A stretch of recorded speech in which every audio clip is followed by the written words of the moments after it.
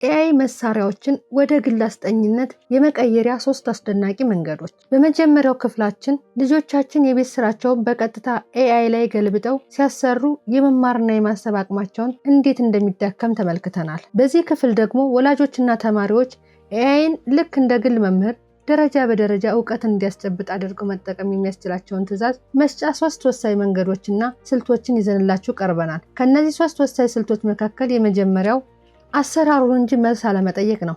አንድ ተማሪ የፊዚክስ ወይም የሂሳብ ጥያቄ ሲከብደው መልሱን ብቻ እንዲሰጠው ከጠየቀ ምንም ነገር አይማርም።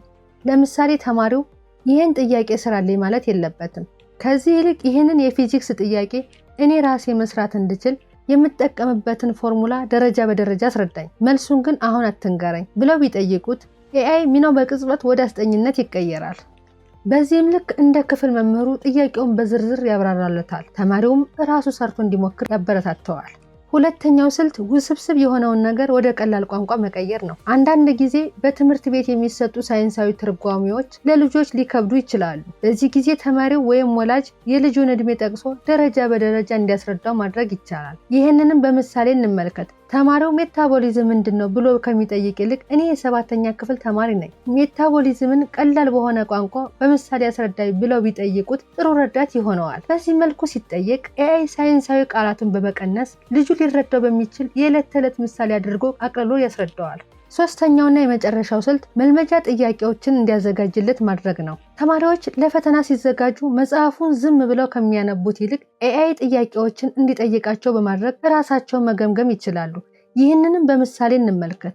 በ9ኛ ክፍል ባዮሎጂ ምዕራፍ 2 ላይ ያሉትን ዋና ዋና ነጥቦች መሰረት በማድረግ 5 ምርጫ ያላቸው የክለሳ ጥያቄዎችን አንድ ባንድ ጠይቀኝ።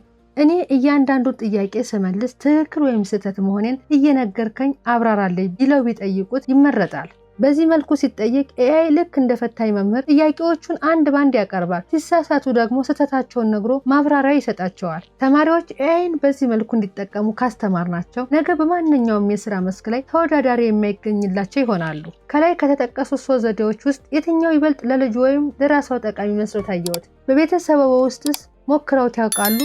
ሐሳቡን ኮሜንት ላይ ያጋሩ።